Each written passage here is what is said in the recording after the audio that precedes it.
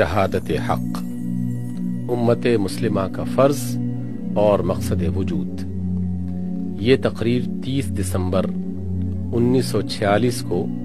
جماعت اسلامی لاہور کمشنری کے اجتماع میں بمقام مراد پور متصل سیالکوٹ کی گئی۔ ساری تعریف اس خدا کے لیے ہے جو کائنات کا تنہا خالق، مالک اور حاکم ہے، جو کمال درجہ کی حکمت، قدرت اور رحمت کے ساتھ اس میں فرما روائی کر رہا ہے، جس نے انسان کو پیدا کیا، اس کو علم و عقل کی قوتیں بخشیں، اسے زمین میں اپنی خلافت سے سرفراز کیا اور اس کی رہنمائی کے لیے کتابیں اتاریں اور پیغمبر بھیجے۔ پھر خدا کی رحمتیں ہوں اس کے ان نیک اور برگزیدہ بندوں پر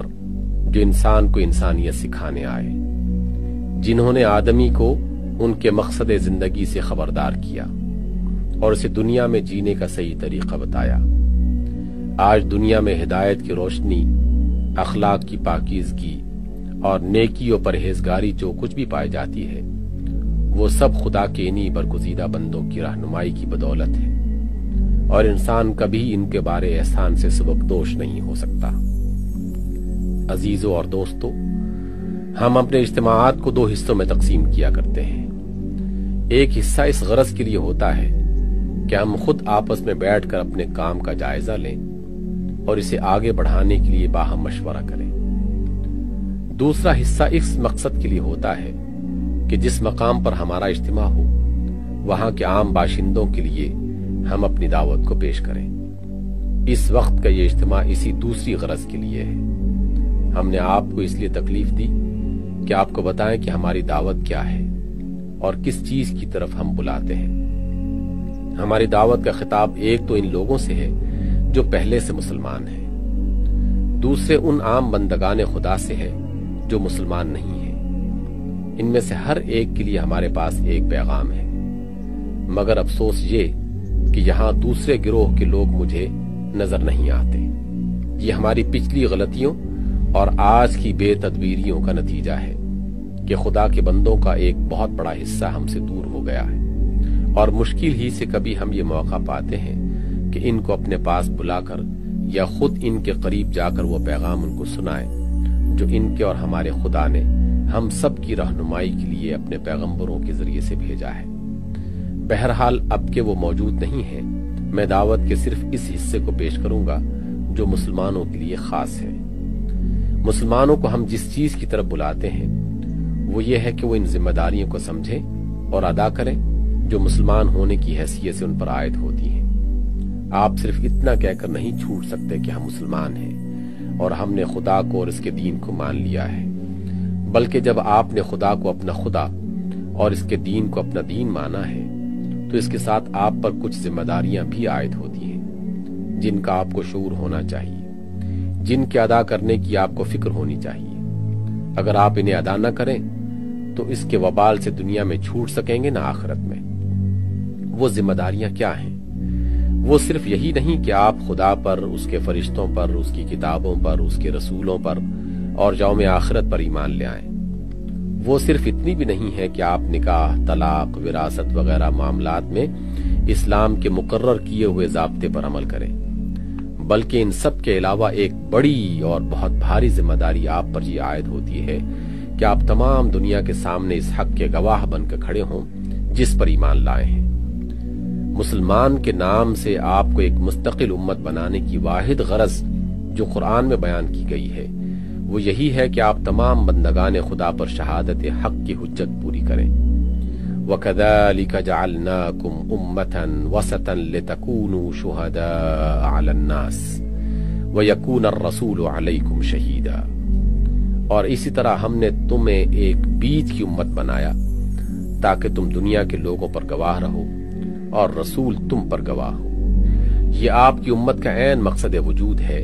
جسے آپ نے پورا نہ کیا تو گویا اپنی زندگی ہی اکارت گنوا دی۔ یہ آپ پر خدا کا عائد کیا ہوا فرض ہے، کیونکہ خدا کا حکم ہے کہ یا ایھا الذین آمنوا کونوا قوامین للہ شہداء بالقسط، اے لوگو جو ایمان لائے ہو، خدا کی خاطر اٹھنے والے اور ٹھیک ٹھیک راستے کی گواہی دینے والے بنو۔ اور یہ نرا حکم ہی نہیں بلکہ تاکیدی حکم ہے، کیونکہ اللہ تعالیٰ فرماتا ہے وَمَنْ أَظْلَمُ مِمَّنْ كَتَمَ شَهَادَةً عِنْدَهُ مِنَ اللَّهِ، اس شخص سے بڑھ کر ظالم اور کون ہوگا جس کے پاس اللہ کی طرف سے ایک گواہی ہو اور وہ اسے چھپائے۔ پھر اللہ تعالیٰ نے آپ کو یہ بھی بتا دیا ہے کہ اس فرض کو انجام نہ دینے کا نتیجہ کیا ہے۔ آپ سے پہلے اس گواہی کے کٹہرے میں یہودی کھڑے کیے گئے تھے، مگر انہوں نے کچھ تو حق کو چھپایا اور کچھ حق کے خلاف گواہی دی، اور فی الجملہ حق کے نہیں بلکہ باطل کے گواہ بن کے رہ گئے۔ نتیجہ یہ ہوا کہ اللہ نے ان کو دھتکار دیا اور ان پر وہ پھٹکار پڑی کہ ضربت علیہم الذلۃ والمسکنہ وباؤوا بغضب من اللہ، ذلت و خواری اور پستی و بدحالی ان پر مسلط ہو گئی اور وہ اللہ کے غضب میں گر گئے۔ یہ شہادت جس کی ذمہ داری آپ پر ڈالی گئی ہے، اس سے مراد یہ ہے کہ جو حق آپ کے پاس ہے، جو صداقت آپ پر منکشف کی گئی ہے، آپ دنیا کے سامنے اس کے حق اور صداقت ہونے پر اور اس کے راہ راست ہونے پر گواہی دے۔ ایسی گواہی جو اس کے حق اور راستی ہونے کو مبرہن کر دے اور دنیا کے لوگوں پر دین کی حجت پوری کر دے۔ اسی شہادت کے لیے انبیاء علیہ الصلاۃ والسلام دنیا میں بھیجے گئے تھے اور اس کا ادا کرنا ان پر فرض تھا۔ پھر یہی شہادت تمام انبیاء کے بعد ان کی امتوں پر فرض ہوتی رہی، اور اب خاتم النبیین صلی اللہ علیہ وسلم کے بعد یہ فرض امت مسلمہ پر بحیثیت مجموعی اسی طرح عائد ہوتا ہے جس طرح حضور صلی اللہ علیہ وسلم پر آپ کی زندگی میں شخصی حیثیت سے عائد تھا۔ اس گواہی کی اہمیت کا اندازہ اس سے کیجئے کہ نوع انسانی کے لیے اللہ تعالیٰ نے باس پرس اور جزا و سزا کا جو قانون مقرر کیا ہے، اس کی ساری بنیاد اسی گواہی پر ہے۔ اللہ تعالیٰ حکیم و رحیم اور قائم بالقسط ہے۔ اس کی حکمت و رحمت اور اس کے انصاف سے یہ بعید ہے کہ لوگوں کو اس کی مرضی نہ معلوم ہو اور وہ انہیں اس بات پر پکڑے کہ وہ اس کی مرضی کے خلاف چلے۔ لوگ نہ جانتے ہوں کہ راہ راست کیا ہے اور وہ ان کی کجروی پر ان سے مواخذہ کرے۔ لوگ اس سے بے خبر ہوں کہ ان سے کس چیز کی باز پرس ہونی چاہیے اور وہ انجانی چیز کی ان سے باز پرس کرے۔ اس لیے اللہ تعالیٰ نے آفرینش کی ابتدا ہی ایک پیغمبر سے کی اور پھر وقتاً فوقتاً بے شمار پیغمبر بھیجے تاکہ وہ نوع انسانی کو خبردار کریں کہ تمہارے معاملے میں تمہارے خالق کی مرضی یہ ہے، تمہارے لیے دنیا میں زندگی بسر کرنے کا صحیح طریقہ یہ ہے، یہ رویہ ہے جس سے تم اپنے مالک کی رضا کو پہنچ سکتے ہو، یہ کام ہے جن سے تم کو بچنا چاہیے اور یہ امور ہیں جن کی تم سے باز پرس کی جائے گی۔ یہ شہادت جو اللہ تعالیٰ نے اپنے پیغمبروں سے دلوائی، اس کی غرض سے قرآن مجید میں صاف صاف یہی بتائی گئی ہے کہ لوگوں کو اللہ پر یہ حجت قائم کرنے کا موقع باقی نہ رہے کہ ہم بے خبر تھے اور آپ ہمیں اس چیز پر پکڑتے ہیں جس سے ہم کو خبردار نہ کیا گیا تھا۔ رسلا مبشرین ومنذرین لئلا یکون للناس علی اللہ حجہ بعد الرسل وکان اللہ عزیزا حکیما۔ رسول خوشخبری دینے والے اور ڈرانے والے بنا کر بھیجے گئے تاکہ ان کو مبعوث کر دینے کے بعد لوگوں کے پاس اللہ کے مقابلے میں کوئی حجت نہ رہے۔ اس طرح اللہ تعالیٰ نے لوگوں کی حجت اپنے اوپر سے اتار کر پیغمبروں پر ڈال دی اور پیغمبر اس اہم ذمہ داری کے منصب پر کھڑے کر دیے گئے کہ اگر وہ شہادت حق کا ٹھیک ٹھیک حق ادا نہ کریں تو لوگ اپنے اعمال پر خود باز پرس کے مستحق ہوں، اور اگر ان کی طرف سے ادائے شہادت میں کوتاہی ہو تو لوگوں کی گمراہی و کجروی کا مواخذہ پیغمبروں سے کیا جائے۔ دوسرے الفاظ میں پیغمبروں کے منصب کی نزاکت یہ تھی کہ یا تو وہ حق کی شہادت ٹھیک ٹھیک ادا کر کے لوگوں پر حجت قائم کریں، ورنہ لوگوں کی حجت الٹی ان پر قائم ہوئی جاتی تھی کہ خدا نے حقیقت کا جو علم آپ حضرات کو دیا تھا وہ آپ نے ہمیں نہ پہنچایا، اور جو صحیح طریقے زندگی اس نے آپ کو بتایا تھا وہ آپ نے ہمیں نہ بتایا۔ یہی وجہ ہے کہ انبیاء علیہ الصلاۃ والسلام اپنے اوپر اس ذمہ داری کے اس بار کو شدت کے ساتھ محسوس کرتے تھے، اور اسی بنا پر انہوں نے اپنی طرف سے حق کی شہادت ادا کرنے اور لوگوں پر حجت تمام کرنے کی جان توڑ کوششیں کی۔ پھر انبیاء کے ذریعے سے جن لوگوں نے حق کا علم اور ہدایت کا راستہ پایا وہ ایک امت بنائے گئے، اور وہی منصب شہادت کی ذمہ داری جس کا بار انبیاء پر ڈالا گیا تھا اب اس امت کے حصے میں آئی۔ انبیاء کی قائم مقام ہونے کی حیثیت سے اس کا یہ مقام قرار پایا کہ اگر یہ امت شہادت کا حق ادا کر دے اور لوگ درست نہ ہوں تو یہ اجر پائے گی اور لوگ پکڑے جائیں گے، اور یہ حق کی شہادت دینے میں کوتاہی کرے یا حق کے بجائے الٹی باطل کی شہادت دینے لگے تو لوگوں سے پہلے یہ پکڑی جائے گی۔ اس سے خود اس کے اعمال کی باز پرس بھی ہوگی اور ان لوگوں کے اعمال کی بھی جو اس کے صحیح شہادت نہ دینے یا غلط شہادت دینے کی وجہ سے گمراہ اور مفسد اور غلط کار رہے۔ حضرات، یہ ہے شہادت حق کی وہ نازک ذمہ داری جو مجھ پر، آپ پر اور ان سب لوگوں پر عائد ہوتی ہے جو اپنے آپ کو امت مسلمہ کہتے ہیں اور جن کے پاس خدا کی کتاب اور ان کے انبیاء کی ہدایت پہنچ چکی ہے۔ اب دیکھیے کہ اس شہادت کے ادا کرنے کا طریقہ کیا ہے۔ شہادتیں دو طرح کی ہوتی ہیں، ایک قولی شہادت، دوسرے عملی شہادت۔ قولی شہادت کی صورت یہ ہے کہ ہم زبان اور قلم سے دنیا پر اس حق کو واضح کریں جو انبیاء کے ذریعے سے ہمیں پہنچا ہے۔ سمجھانے اور دل نشین کرنے کے جتنے طریقے ممکن ہیں ان سب سے کام لے کر تبلیغ و دعوت اور نشر و اشاعت کے جتنے ذرائع ممکن ہیں ان سب کو استعمال کر کے علوم و فنون نے جس قدر مواد فراہم کیا ہے وہ سب اپنے ہاتھ میں لے کر ہم دنیا کو اس دین کی تعلیم سے روشناس کریں جو خدا نے انسان کے لیے مقرر کیا ہے، فکر و اعتقاد میں، اخلاق و سیرت میں، تمدن و معاشرت میں، کسب معاش اور لین دین میں، قانون اور نظم عدالت میں، سیاست اور تدبیر مملکت میں اور بین الاقوامی معاملات کے تمام دوسرے پہلوؤں میں اس دین نے انسان کی رہنمائی کے لیے جو کچھ پیش کیا ہے اسے ہم خوب کھول کھول کر بیان کریں، دلائل اور شواہد سے اس کا حق ہونا ثابت کریں اور جو کچھ اس کے خلاف ہے اس پر معقول تنقید کر کے بتائیں کہ اس میں کیا خرابی ہے۔ اس قولی شہادت کا حق ادا نہیں ہو سکتا جب تک کہ امت مجموعی طور پر ہدایت خلق کے لیے اسی طرح فکر مند نہ ہو جس طرح انبیاء علیہ السلام انفرادی طور پر اس کے لیے فکر مند رہا کرتے تھے۔ یہ حق ادا کرنے کے لیے ضروری ہے کہ یہ کام ہماری تمام اجتماعی کوششوں اور قومی سعی و جہد کا مرکزی نقطہ ہو۔ ہم اپنے دل و دماغ کی ساری قوتیں اور اپنے سارے وسائل و ذرائع اس پر لگا دیں۔ ہمارے تمام کاموں میں یہ مقصد لازماً ملحوظ رہے اور اپنے درمیان سے کسی ایسی آواز کے اٹھنے کو تو کسی حال میں ہم برداشت ہی نہ کریں جو حق کے خلاف شہادت دینے والی ہو۔ رہی عملی شہادت تو اس کا مطلب یہ ہے کہ ہم اپنی زندگی میں ان اصولوں کا عملاً مظاہرہ کریں جن کو ہم حق کہتے ہیں۔ دنیا صرف ہماری زبان ہی سے ان کی صداقت کا ذکر نہ سنے بلکہ خود اپنی آنکھوں سے ہماری زندگی میں ان کی خوبیوں اور برکتوں کا مشاہدہ کر لے۔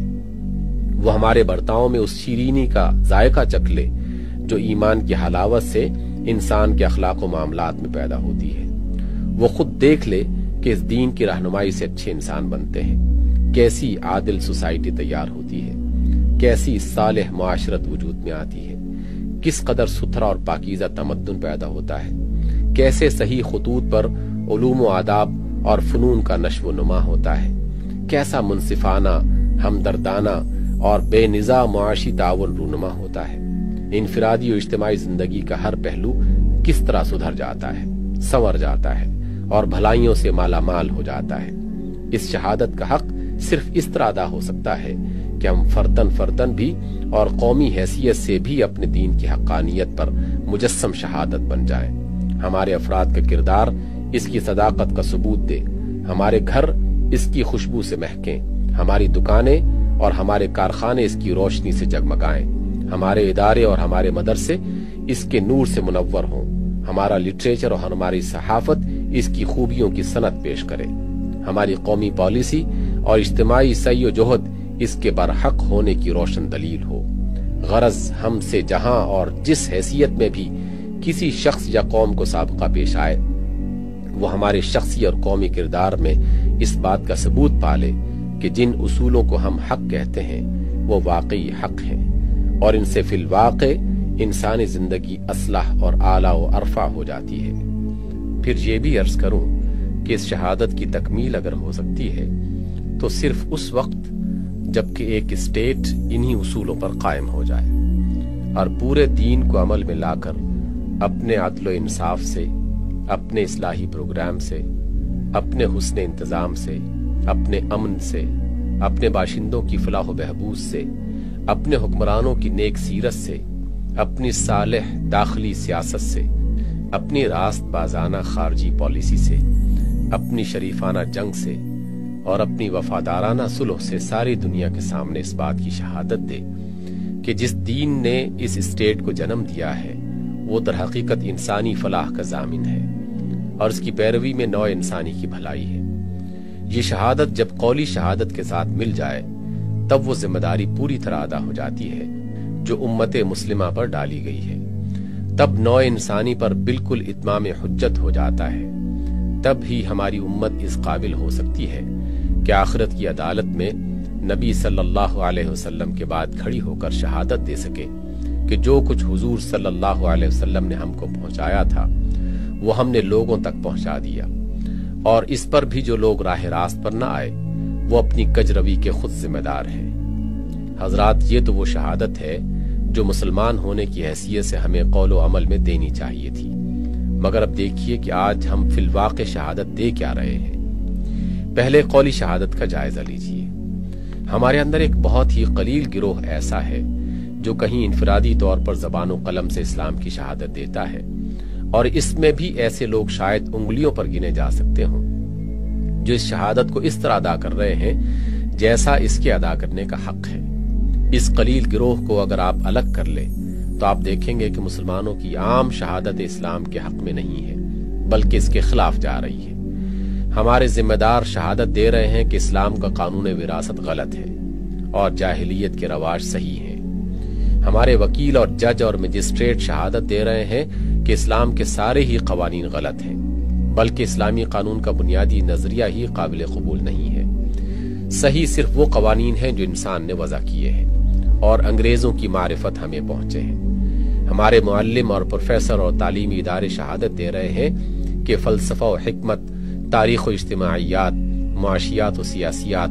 اور قانون و اخلاق کے متعلق وہی نظریات پر حق ہیں جو مغرب کی ملحدانہ تعلیم سے ماخوذ ہیں۔ ان امور میں اسلام کا نقطہ نظر قابل التفات تک نہیں ہے۔ ہمارے ادیب شہادت دے رہے ہیں کہ ان کے پاس بھی ادب کا وہی پیغام ہے جو امریکہ، انگلستان، فرانس اور روس کے دہری ادیبوں کے پاس ہے۔ مسلمان ہونے کی حیثیت سے ان کے ادب کی سرے سے کوئی مستقل روح ہی نہیں ہے۔ ہمارا پریس شہادت دے رہا ہے کہ ان کے پاس بھی وہی مباحث اور مسائل اور پروپیگنڈا کے وہی انداز ہے جو غیر مسلموں کے پاس ہے۔ ہمارے تاجر اور اہل صنعت شہادت دے رہے ہیں کہ اسلام نے لین دین پر جو حدود قائم کی ہیں وہ ناقابل عمل ہیں اور کاروبار صرف انہی طریقوں پر ہو سکتا ہے جن پر کفار عامل ہیں۔ ہمارے لیڈر شہادت دے رہے ہیں کہ ان کے پاس بھی قومیت اور وطنیت کے وہی نعرے ہیں، وہی قومی مقاصد ہیں، قومی مسائل کو حل کرنے کے وہی ڈھنگ ہیں، سیاست اور دستور کے وہی اصول ہیں جو کفار کے پاس ہیں۔ اسلام نے اس بارے میں کوئی رہنمائی نہیں کی ہے جس کی طرف رجوع کیا جائے۔ ہمارے عوام شہادت دے رہے ہیں کہ ان کے پاس زبان کا کوئی مصرف دنیا اور اس کے معاملات کے سوا نہیں ہے، اور وہ کوئی ایسا دین رکھتے ہی نہیں جس کا وہ چرچا کریں یا جس کی باتوں میں وہ اپنا سب کچھ صرف کر دیں۔ یہ ہے وہ قولی شہادت جو مجموعی طور پر ہماری پوری امت اس ملک ہی میں نہیں ساری دنیا میں دے رہی ہے۔ اب عملی شہادت کی طرف آئیے۔ اس کا حال قولی شہادت سے بھی بدتر ہے۔ بلا شبہ کہیں کہیں کچھ صالح افراد ہمارے اندر ایسے پائے جاتے ہیں جو اپنی زندگی میں اسلام کا مظاہرہ کر رہے ہیں، مگر سواد اعظم کا حال کیا ہے؟ انفرادی طور پر عام مسلمان اپنے عمل میں اسلام کی جو نمائندگی کر رہے ہیں وہ یہ ہے کہ اسلام کے زیر اثر پرورش پانے والے افراد کسی حیثیت سے بھی کفر کے تیار کیے ہوئے افراد سے بلند یا مختلف نہیں ہیں، بلکہ بہت سی حیثیتوں سے ان کی بنسبت فروتر ہیں۔ وہ جھوٹ بول سکتے ہیں، وہ خیانت کر سکتے ہیں، وہ ظلم کر سکتے ہیں، وہ دھوکہ دے سکتے ہیں، وہ قول و قرار سے پھر سکتے ہیں، وہ چوری اور ڈاکہ زنی کر سکتے ہیں، وہ دنگا و فساد کر سکتے ہیں، وہ بے غیرتی اور بے حیائی کے سارے کام کر سکتے ہیں۔ ان سب بد اخلاقیوں میں ان کا اوسط کسی کافر قوم سے کم نہیں۔ پھر ہماری معاشرت، ہمارا رہن سہن، ہمارے رسم و رواج، ہماری تقریبات، ہمارے میلے اور عرس، ہمارے جلسے اور جلوس، غرض ہماری اجتماعی زندگی کا کوئی پہلو ایسا نہیں ہے جس میں ہم اسلام کی کسی حد تک بھی صحیح نمائندگی کرتے ہوں۔ یہ چیز گویا اس بات کی زندہ شہادت ہے کہ اسلام کے پیرو خود ہی اپنے لیے اسلام کے بجائے جاہلیت کو زیادہ قابل ترجیح سمجھتے ہیں۔ ہم مدرسے بناتے ہیں تو علم اور نظام تعلیم اور روح تعلیم سب کچھ کفار سے لیتے ہیں۔ ہم انجمنیں قائم کرتے ہیں تو مقصد، نظام اور طریقہ کار سب کچھ وہی رکھتے ہیں جو کفار کی کسی انجمن کا ہو سکتا ہے۔ ہماری پوری قوم بحیثیت مجموعی کوئی جدوجہد کرنے اٹھتی ہے تو اس کا مطالبہ، اس کی جدوجہد کا طریقہ، اس کی جمعیت کا دستور و نظام، اس کی تجویزیں، تقریریں اور بیانات سب کچھ ہو بہو کافر قوموں کی جدوجہد کا چربہ ہوتا ہے۔ حد یہ ہے کہ جہاں ہماری آزاد یا نیم آزاد حکومتیں موجود ہیں وہاں بھی ہم نے اساسی حکومت، نظام حکومت اور مجموعہ قوانین کفار سے لے لیا ہے۔ اسلام کا قانون بعض حکومتوں میں صرف پرسنل لا کی حد تک رہ گیا ہے اور بعض نے اس کو بھی ترمیم کیے بغیر نہیں چھوڑا۔ حال میں ایک انگریز مصنف لارنس برون نے اپنی کتاب دا پروسپیکٹس آف اسلام میں تانا دیا ہے کہ ہم نے جب ہندوستان میں اسلام کے دیوانی اور فوجداری قوانین کو دقیانوسی اور ناقابل عمل سمجھ کر منسوخ کیا تھا اور مسلمانوں کے لیے صرف ان کے پرسنل لا کو رہنے دیا تھا تو مسلمانوں کو یہ سخت ناگوار ہوا تھا، کیونکہ اس طرح ان کی پوزیشن وہی ہو جاتی تھی جو کبھی اسلام کی حکومت میں ذمیوں کی تھی۔ لیکن اب صرف یہی نہیں کہ ہندوستان کے مسلمانوں نے اسے پسند کر لیا ہے، بلکہ خود مسلمان حکومتوں نے بھی اس معاملے میں ہماری تقلید کی ہے۔ ترکی اور البانیہ نے تو اس سے تجاوز کر کے قوانین نکاح و طلاق و وراثت تک میں بھی ہمارے معیارات کے مطابق اصلاحات کر دی ہیں۔ اب یہ بات کھل گئی ہے کہ مسلمانوں کا یہ تصور کہ قانون کا ماخذ ارادہ الہی ہے ایک مقدس افسانے سے زیادہ کچھ نہ تھا۔ یہ ہے وہ عملی شہادت جو تمام دنیا کے مسلمان تقریباً متفق ہو کر اسلام کے خلاف دے رہے ہیں۔ ہم زبان سے خواہ کچھ کہیں مگر ہمارا اجتماعی عمل گواہی دے رہا ہے کہ اس دین کا کوئی طریقہ ہمیں پسند نہیں اور اس کے کسی قانون میں ہم اپنی فلاح و نجات نہیں پاتے۔ یہ کتمان حق اور شہادت زور جس کا ارتکاب ہم کر رہے ہیں، اس کا انجام بھی ہمیں وہی کچھ دیکھنا پڑا ہے جو ایسے سخت جرم کے لیے قانون الہی میں مقرر ہے۔ جب کوئی قوم خدا کی نعمت کو ٹھکراتی ہے اور اپنے خالق سے غداری کرتی ہے تو خدا دنیا میں بھی عذاب دیتا ہے اور آخرت میں بھی۔ یہودیوں کے معاملے میں خدا کی یہ سنت پوری ہو چکی ہے اور اب ہم مجرموں کے ٹہرے میں کھڑے ہیں۔ خدا کو یہود سے کوئی ذاتی پرخاش نہ تھی کہ وہ صرف انہی کو اس جرم کی سزا دیتا، اور ہمارے ساتھ اس کی کوئی رشتہ داری نہیں کہ ہم اسی جرم کا ارتکاب کریں اور سزا سے بچ جائیں۔ حقیقت یہ ہے کہ ہم حق کی شہادت دینے میں جتنی کوتاہی کرتے رہیں گے اور باطل کی شہادت ادا کرنے میں ہمارا قدم جس رفتار سے آگے بڑھا ہے ٹھیک اسی رفتار سے ہم گرتے چلے گئے ہیں۔ پچھلی ایک ہی صدی کے اندر مراکش سے لے کر شرق الہند تک ملک کے ملک ہمارے ہاتھ سے نکل گئے۔ مسلمان قومیں ایک ایک کر کے مغلوب اور محکوم ہوتی چلی گئیں۔ مسلمان کا نام فخر و عزت کا نام نہ رہا بلکہ ذلت و مسکنت اور پسماندگی کا نشان بن گیا۔ دنیا میں ہماری کوئی آبرو باقی نہ رہی۔ کہیں ہمارا قتل عام ہوا، کہیں ہم گھر سے بے گھر کیے گئے، کہیں ہم کو سوء العذاب کا مزہ چکھایا گیا اور کہیں ہم کو چاکری اور خدمتگاری کے لیے زندہ رکھا گیا۔ جہاں مسلمانوں کی اپنی حکومتیں باقی رہ گئیں وہاں بھی انہوں نے شکستوں پر شکستیں کھائیں اور آج ان کا حال یہ ہے کہ بیرونی طاقتوں کے خوف سے لرز رہے ہیں۔ حالانکہ اگر وہ اسلام کی قولی و عملی شہادت دینے والے ہوتے تو کفر کے علمبردار ان کے خوف سے کانپ رہے ہوتے۔ دور کیوں جائیے، خود ہندوستان میں اپنی حالت دیکھ لیجئے۔ ادائے شہادت میں جو کوتاہی آپ نے کی بلکہ الٹی خلاف حق شہادت جو آپ اپنے قول و عمل سے دیتے رہے، اسی کا تو نتیجہ یہ ہوا کہ ملک کا ملک آپ کے ہاتھ سے نکل گیا۔ پہلے مرہٹوں اور سکھوں کے ہاتھوں آپ پامال ہوئے، پھر انگریز کی غلامی آپ کو نصیب ہوئی اور اب پچھلی پامالیوں سے بڑھ کر پامالیاں آپ کے سامنے آ رہی ہیں۔ آج آپ کے سامنے سب سے بڑا سوال اکثریت و اقلیت کا ہے اور آپ اس اندیشے سے کانپ رہے ہیں کہ ہندو اکثریت آپ کو اپنا محکوم نہ بنا لے اور آپ وہ انجام نہ دیکھیں جو شودر قومیں دیکھ چکی ہیں۔ مگر خدا را بتائیے، اگر آپ اسلام کے سچے گواہ ہوتے تو یہاں کوئی اکثریت ایسی ہو سکتی تھی جس سے آپ کو کوئی خطرہ ہوتا؟ یا آج بھی اگر آپ قول و عمل سے اسلام کی گواہی دینے والے بن جائیں تو کیا یہ اقلیت و اکثریت کا سوال چند سال کے اندر ہی ختم نہ ہو جائے؟ عرب میں 1/1,00,000 کی اقلیت کو نہایت متعصب اور ظالم اکثریت نے دنیا سے نیست و نابود کرنے کی ٹھانی تھی، مگر اسلام کی سچی گواہی نے 10 سال کے اندر اسی اقلیت کو 100% اکثریت میں تبدیل کر دیا۔